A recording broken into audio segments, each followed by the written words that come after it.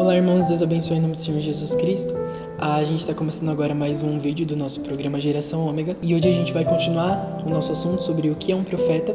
Antes da gente começar, o irmão Júnior vai fazer uma oração. Vamos inclinar nossas cabeças. Senhor Jesus, Pai Celestial, o Senhor é o primeiro aqui, Senhor. O Senhor é o Alfa, é o Ômega, é o princípio e o fim.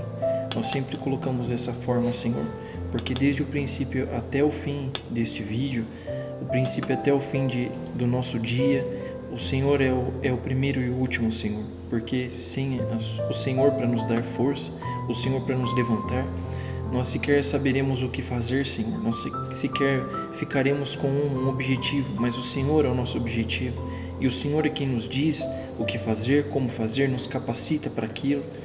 Nós te agradecemos, Senhor, por ser esse Deus que nos dá tamanha revelação de quem o Senhor é, do que o Senhor faz, de para onde nós vamos e de onde nós viemos. Senhor Jesus, estamos mais um dia aqui porque nós queremos ajudar, contribuir, Senhor Deus, com o reino de Deus, com o nosso pastor, contribuir com os nossos irmãos, para as pessoas que vão ouvir esse vídeo, porque nós queremos que todos saibam, Senhor, quem és Tu, Senhor. Quem são os seus profetas, quem são os seus agentes. Nós queremos que todos saibam essas boas novas, Senhor. Então pedimos a Tua ajuda, pedimos que Tu estejas aqui, Senhor, e que fale através de nós, porque não, como nós sempre falamos, nós não temos nada de bom para falar de nós mesmos. Em nome de Jesus, nós dedicamos essa conversa a Ti, Senhor. Amém. Então, retomando aqui o que a gente estivemos falando no último vídeo, a gente esteve tirando dentro da Bíblia as características de um profeta, né? Nós elencamos algumas características e no final nós falamos bem um pouquinho sobre a característica de que um profeta, na verdade, ele nasce um profeta, né? Um profeta maior, nós vamos ver que existem também profetas menores, mas o profeta maior que traz a interpretação da palavra de Deus, que é a boca de Deus, ele nasce um profeta. Eu vou ler mais um parágrafo aqui da mensagem para complementar o que a gente leu no vídeo passado. Isso está na mesma mensagem, Demonologia, Estado Religioso, o profeta diz assim, no 69. Ele fala, agora, é aqui onde os da chuva serôdia, se houver algum de vocês aqui, perdoem mim se digo alguma coisa contra vocês. Eu não diria nada contra vocês, mais do que eu diria contra as assembleias, ou qualquer outra, ou os batistas, ou qualquer outra. E a verdade, que é a verdade, foi aqui onde vocês saíram fora. Vocês estão fazendo profetas daqueles homens e coisas que não são profetas. Profetas não se impõem a mão e os envia. Profetas nascem. Amém.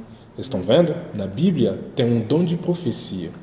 És onde está o olho de vocês, entre o dom de profecia e um profeta, um dom. Então, só para deixar bem claro que, porque hoje em dia nós temos, ao redor do mundo, por exemplo, no meu país, há vários profetas, né? Pessoas, ministros que se chamam, eu sou profeta tal. Isso não é errado, mas isso não é um profeta maior, é um profeta com um dom de profecia. No dia que o irmão José Brana ele foi consagrado, o profeta, sob inspiração, ele falou, José Brana, tu és um profeta. Né? E muitas pessoas usam isso dizendo que ele substitui o irmão Brana, tudo isso. Ou o oitavo profeta. O oitavo profeta, mas tem que equilibrar bem as escrituras, né? Porque o profeta mostra uma mensagem que diz que Deus nunca trata dentro de uma era com dois profetas maiores, né? Sempre tem um profeta maior e há muitos outros profetas menores. Aliás, dentro de uma casa não tem duas cabeças, mas tem apenas uma. Isso. Para terminar isso daí, tem um outro parágrafo que eu separei, que fala justamente que nunca há dois profetas maiores dentro de uma mesma era. Na mensagem, o profeta Conhece o Coração, de 29 de setembro de 1951, o profeta fala assim, nunca houve nas eras, nunca houve dois profetas maiores ao mesmo tempo. Há muitos profetas menores, mas há apenas um profeta maior. Até mesmo na Bíblia, se vocês lembram, na época de Acabe, o profeta maior ali era o profeta Elias. Que Deus tinha enviado para o seu povo. Mas se vocês lembram também, quando Deus queria mandar um espírito de mentira para seduzir os profetas ali de Baal?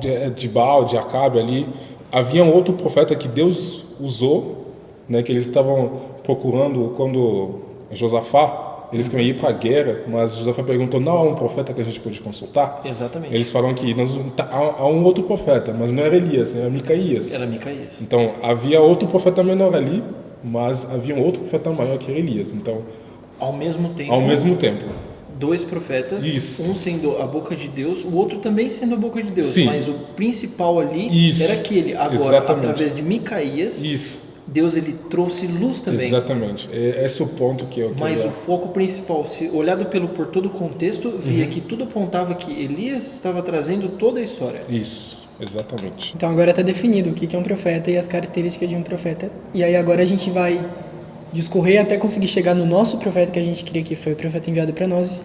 E aí toda essa base que a gente criou foi para que vocês que estão assistindo consigam ver que não tiramos isso do nada, né? A nossa resposta ela é bíblica e todo esse fundamento de o que é um profeta e o que caracteriza um profeta que a gente viu na vida de cada um desses profetas também vai se enquadrar na vida do nosso profeta.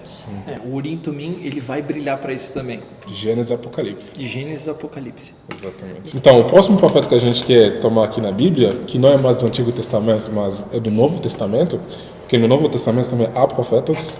Um deles que chama a nossa atenção aqui, que é importante nós falamos dele, é o profeta João Batista, né? Como é que foi a história de João Batista? João Batista foi comissionado para trazer ele precursar, né, a primeira vinda de Jesus. Sim. Quando Jesus ele vem em carne e todas as profecias apontavam para ele, Isaías apontou para ele, o Malaquias apontou, todos apontaram ali para Jesus. Então, quando Jesus veio, ele foi responsável por trazer uma mensagem de arrependimento, para que as pessoas pudessem estar aptas para receber aquele profeta que viria. Sim. Mas também João Batista foi aquele que ele estava morto no ventre da sua mãe. E quando Jesus, o nome dele foi pronunciado pela primeira vez, quando Maria foi trazer as boas novas ali para sua mãe no ventre, Isabel, então João Batista, morto no seu ventre por 6 meses, ele pulou ali e houve vida nele. Então Jesus, ele foi o profeta para trazer vida para toda a nação. E João Batista foi o profeta que precursou essa primeira vinda. Sim, a vinda do profeta João Batista é uma vinda escriturística, né? Em Isaías 40 diz que ele seria a voz que ia clamar no deserto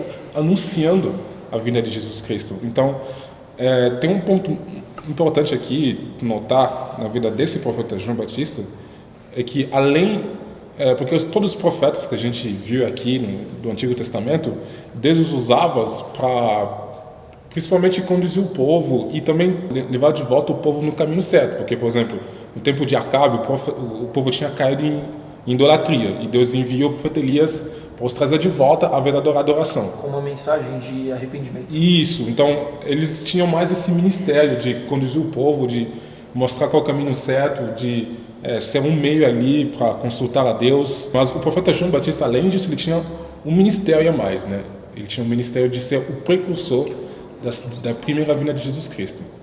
Então, é por isso que ele era a voz que clama no deserto. Então Jesus Cristo veio, enquanto João Batista batizava no Rio Jordão, não lembro, no Rio Jordão, Jesus Cristo passou por ali, e aí João Batista disse, né, a frase que todos conhecem, creio, né, que Eis aí o Cordeiro de Deus, no qual não há dolo e tudo mais. E aí então Jesus Cristo foi batizado por João Batista, e logo após seu batismo, Jesus foi até o templo, e ele leu uma escritura que passa muito desapercebida por muitas pessoas. Ele leu uma escritura que fica em Isaías, capítulo 61, versículo 1 e 2. Aí ele pegou a Bíblia, né?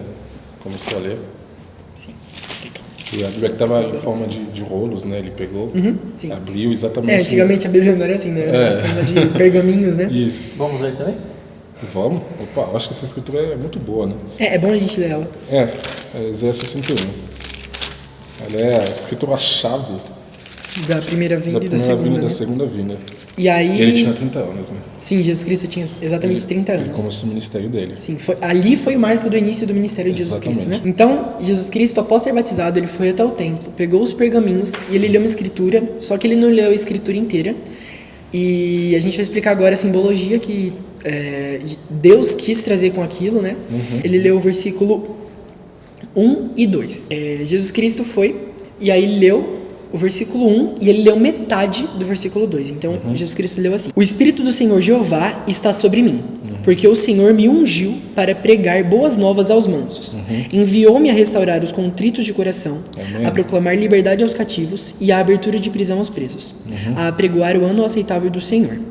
Então, o versículo 2 de Isaías 61 ainda tem uma continuação. Aqui está dizendo que, além de apregoar o ano aceitável do Senhor, diz: e o dia da vingança do nosso Deus, a consolar todos os tristes. Só que Jesus Cristo não leu essa segunda parte do versículo. Por quê?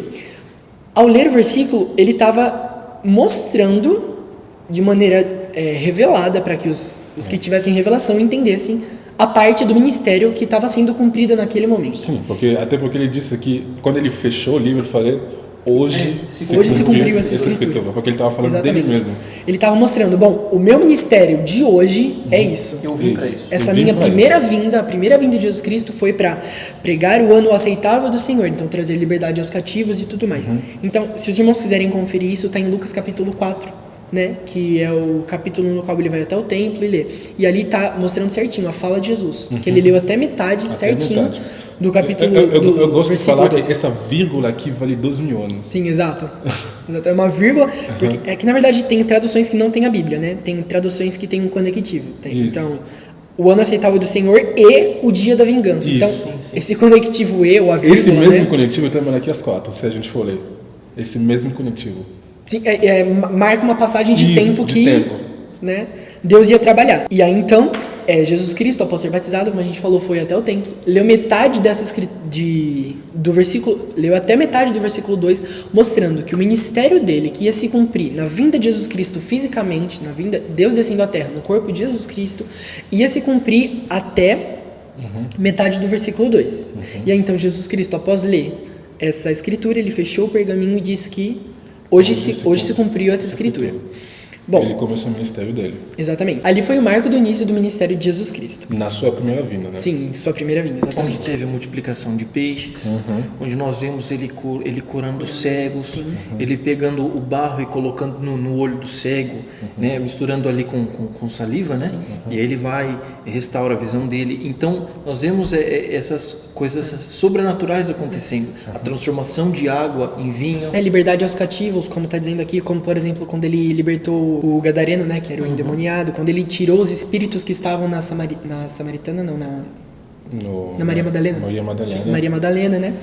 Então, Jesus Cristo, em sua vinda à Terra, cumpriu essa primeira parte. Bom, se era uma profecia que isso ia se cumprir, então deveria ter uma segunda vinda para que ele pudesse cumprir a segunda parte. Cumprir a segunda parte.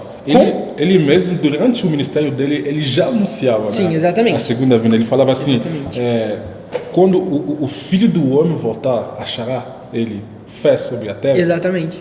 Então ele já anunciava que ele teria que voltar de novo. Vinda. Exatamente. Isso. E tem outra escritura em Atos, quando ele sobe, sabe, depois que ele ressuscitou, e Aqueles varões. Isso, ele se encontrou com os discípulos aí e ele começou a falar e depois ele subiu aos céus. Uma nuvem o recebeu. Exatamente. Os dois varões de branco apareceram. E o que o anjo falou?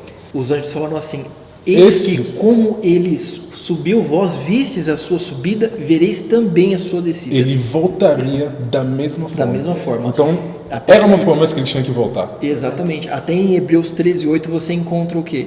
Jesus Cristo é o mesmo ontem, hoje e eternamente. Como ele fez daquela forma, ele teria que fazer mais uma vez. Não, mais do que isso, ele fala, né, que daqui a pouco o mundo não me verá mais, Mas vós me vereis, mesmo porque eu, em vós. pronome pessoal, tinha que ser ele, né? Não tinha que ser como outra pessoa. Exato. Pronome Me vereis, pessoal, eu. estarei convosco e até E em mesmo em vós. vós, até a Exatamente. consumação do mundo. E ele fala: enviarei outro consolador. Isso. Mas assim como foi necessário para que Jesus Cristo viesse, foi necessário um profeta com o espírito de Elias sobre ele para anunciar a vinda de Jesus Cristo. Se Jesus Cristo viria outra vez, novamente seria necessário um homem ser levantado com o espírito de Elias sobre ele para anunciar a segunda vinda de Jesus Cristo. Sobre o espírito de Elias ter vindo, nós podemos ver aqui na mensagem a revelação dos 7 selos, o 5º selo. Diz assim: a primeira vez que ele veio foi Elias, que foi o Elias que combateu Jezabel e Acabe. Ele mesmo, na vez seguinte que ele veio, foi Eliseu. Então, pela segunda vez, o espírito que estava sobre Elias, que era o espírito do Senhor, de Deus, Agora ele veio em porção dobrada sobre Eliseu. Então, a próxima vez que ele veio foi o que? João Batista. Então, a mesma pessoa, o mesmo Espírito que apregoava sobre o arrependimento, ele veio agora sobre João Batista também, exortando, preparando para que as pessoas recebessem algo maior, que era Jesus. Então, na próxima vez que vem, é para o 7º anjo, e aí onde nós vamos discorrer agora um pouco sobre o tema profeta, né? Quem era esse 7º anjo? Então ele continua, e a 5ª vez que ele vem, ele estará com Moisés, lá, pregando para eles, onde nós podemos encontrar essa passagem em Apocalipse, onde fala que o mesmo Elias que veio a primeira vez, ele virá mais uma vez, selando ali a 5ª vez. Sim, que é graça, né? Naturalmente, sim, Senhor, não faça confusão com ele. E ele coloca aqui no próximo, observe, o primeiro Elias foi ele mesmo, o segundo foi Eliseu, o terceiro foi João, o quarto foi o 7º anjo, ou o último mensageiro à igreja, de acordo com Malaquias 4 e Apocalipse 10:7. Agora, a 5ª vez, ele é um mensageiro para os judeus, os 144 mil, né? Os 144 mil, como diz aqui, para os judeus. E depois, depois que a igreja partir, a igreja gentia, o povo, a noiva, o povo escolhido, né? É muito claro. É muito claro. Então, nós vemos que tinha um povo antes, ali na época de Jesus, e tinha os judeus, mas nem todos aqueles que estavam lá era o povo escolhido, tinha alguns preparados, tanto que a gente vê que em Pentecostes tinha ali as pessoas esperando ali, Jesus ele tinha partido, as pessoas estavam esperando com os 11 discípulos e tinham quase 120 pessoas, todas elas foram batizadas, mas elas foram as escolhidas ali. Quando as pessoas ao redor viam, cada um ouviu eles falando em línguas na sua própria língua, mas eles não faziam parte, e também tinham judeus ali, e eles falavam o quê? Eles criticavam, o pessoal está bêbado, aí. Do mesmo jeito que hoje, quando nós falamos esse tema profeta, as pessoas não entendem. Então, para você entender o que é um profeta, você tem que ter uma revelação da parte de Deus. Sim. E quando ele veio, Jesus Cristo, esse espírito de Elias em João, anunciou a primeira vinda de Jesus Cristo. Ele veio para os judeus. Para os judeus. Porque tinha uma promessa, né? Moisés tinha falado para eles que Deus levantaria um outro profeta como eu. Semelhante a ele. Semelhante a ele. Então, Jesus Cristo ele tinha vindo para eles, né? Ele manifestou o sinal messiânico de discernir os pensamentos dos judeus e também dos samaritanos.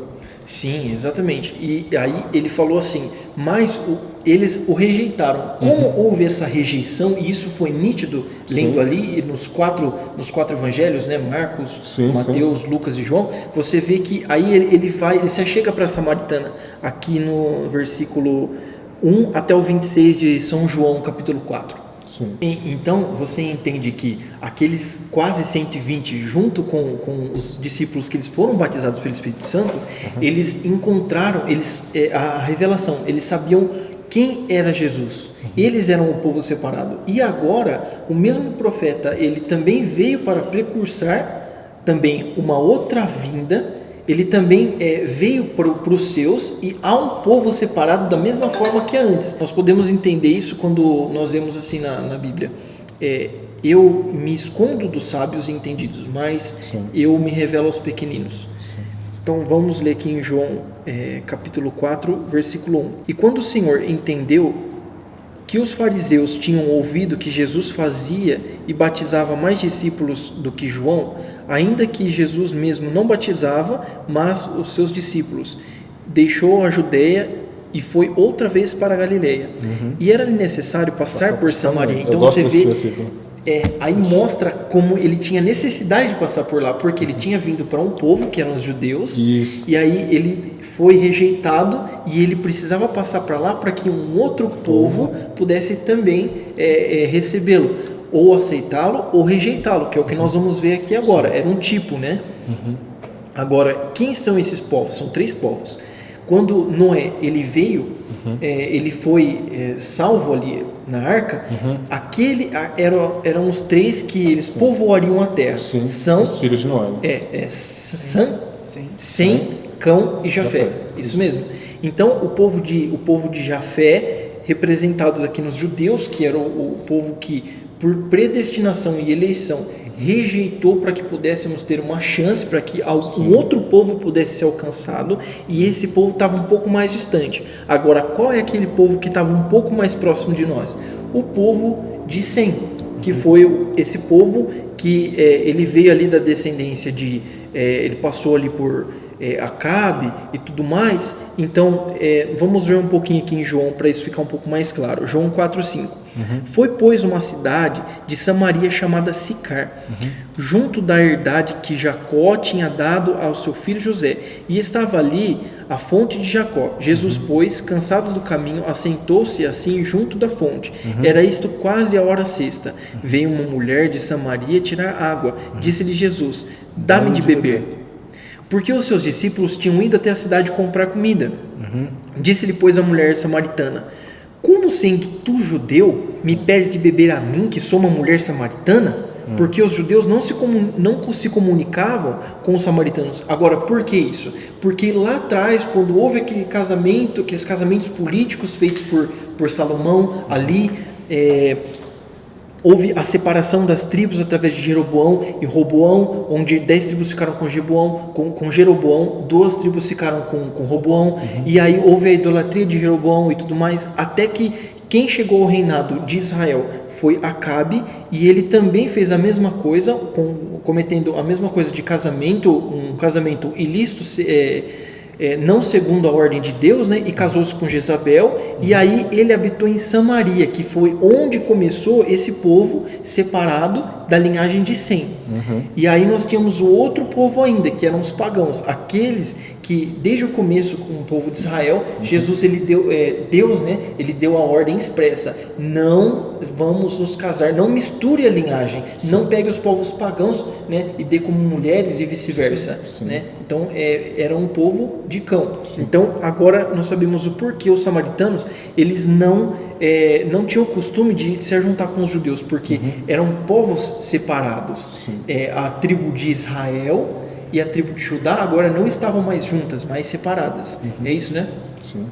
Então nós vemos aqui, no versículo 10. Jesus respondeu e disse-lhe: se tu conheceras o dom de Deus e quem é o que te diz, então você vê que você tem que conhecer o dom de Deus para você entender quem é esse Jesus. Veja só: dá-me de beber. Né? Você me pediria, tu lhe pedirias e ele te daria água viva. Disse-lhe a mulher: Senhor, tu não tens com o que tirar água, e o poço é fundo. Onde, pois, tens a água viva? Disse-lhe a mulher: és tu maior do que o nosso pai Jacó, que nos deu o poço, bebendo ele próprio dele, e os seus filhos, e o seu gado? E respondeu Jesus, dizendo: qualquer que beber desta água tornará a ter sede, mas aquele que beber da água que eu lhe der nunca terá sede, porque a água que eu lhe der se fará nele uma fonte de água que salta para a vida eterna. Disse-lhe a mulher: Senhor, dá-me dessa água para que não mais ela eu já tenha teve sede. sede, né? Você viu que coisa? ela já começou a sentir aquilo. Então você vê, quando você ouve algo, isso está em Provérbios, depois nós vamos discorrer um pouco sobre isso. Quando você ouve algo de primeira, você fala assim, você não fala não. Né? Agora, o homem, ele é muito negativo. Geralmente a primeira coisa que a gente fala é não. Já percebeu? Não.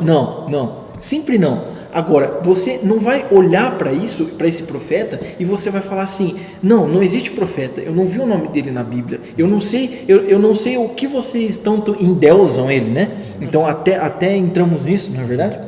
Agora, não fale não, mas tenha sede ao pote, vá com sede ao pote, queira encontrar o mel. Exatamente. Veja se está brilhando ou não. Exatamente.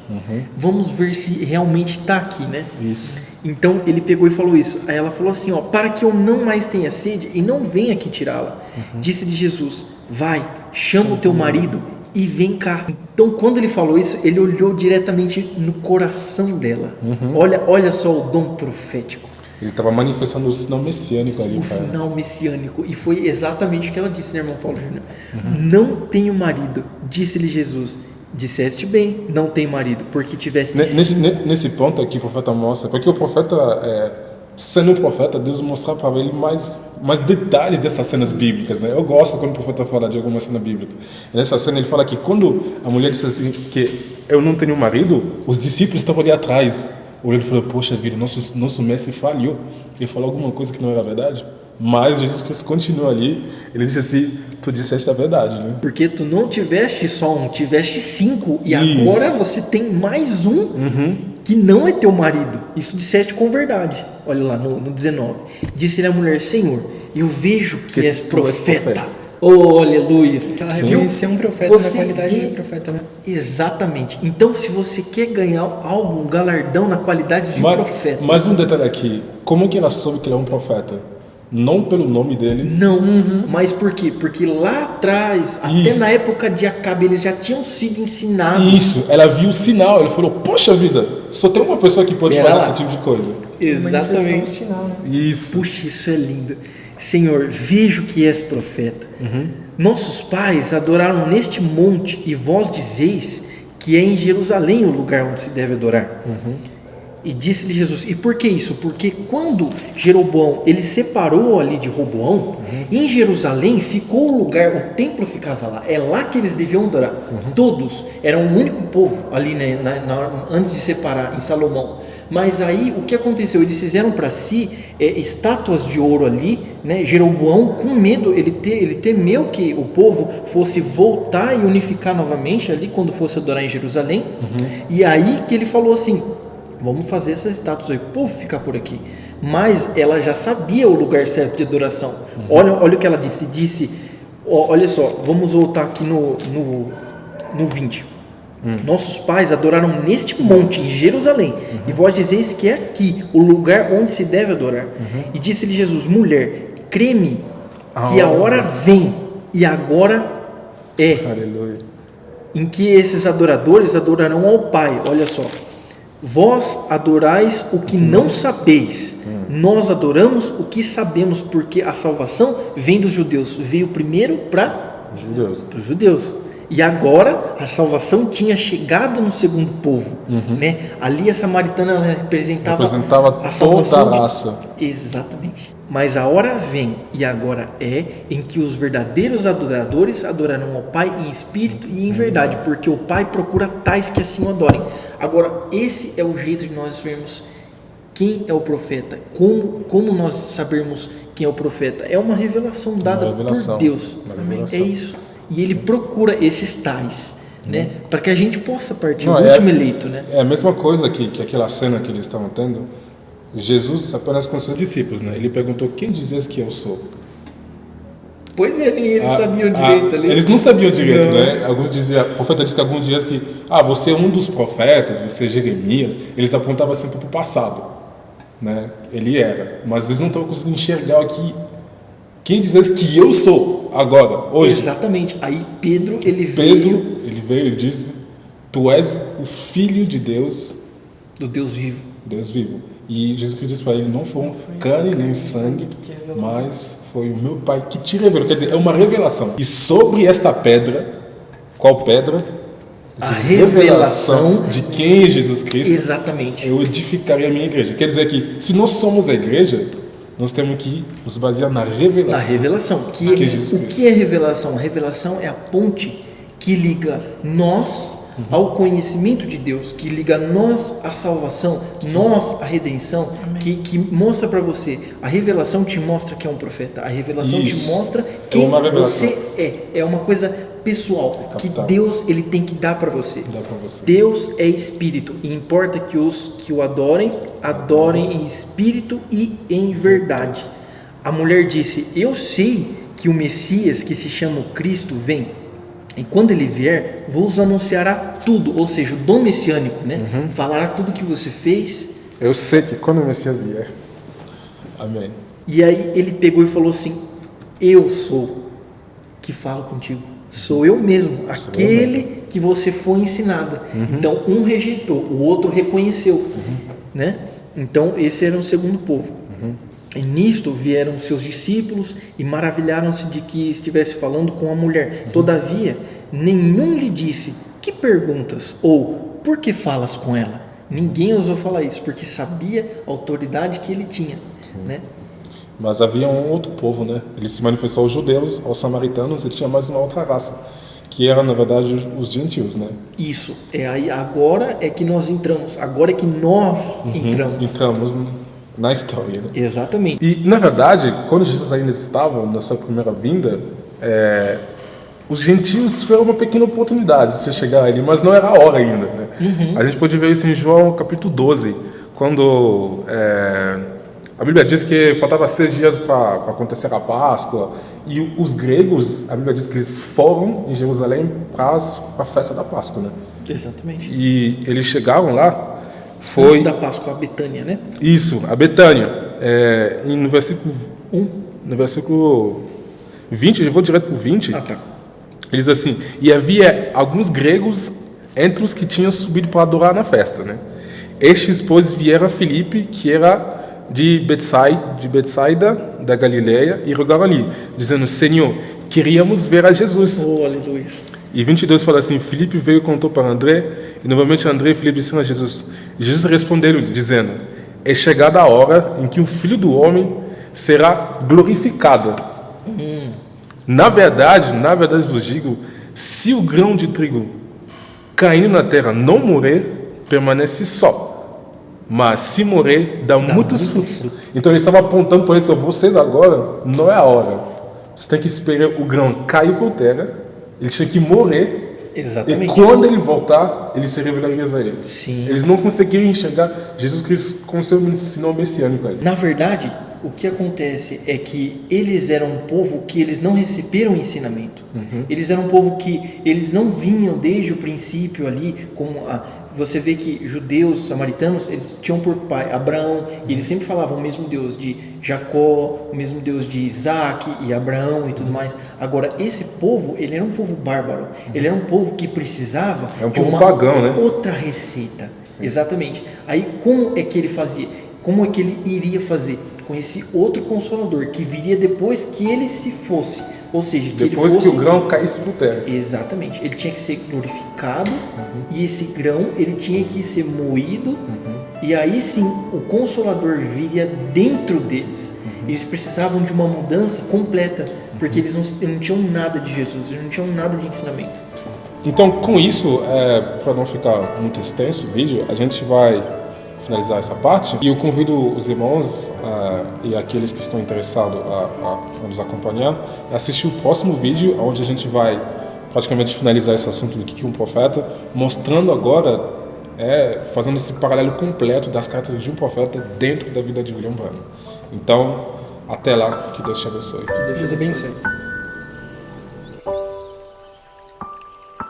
And a voice spoke to me and said, why not walk with me?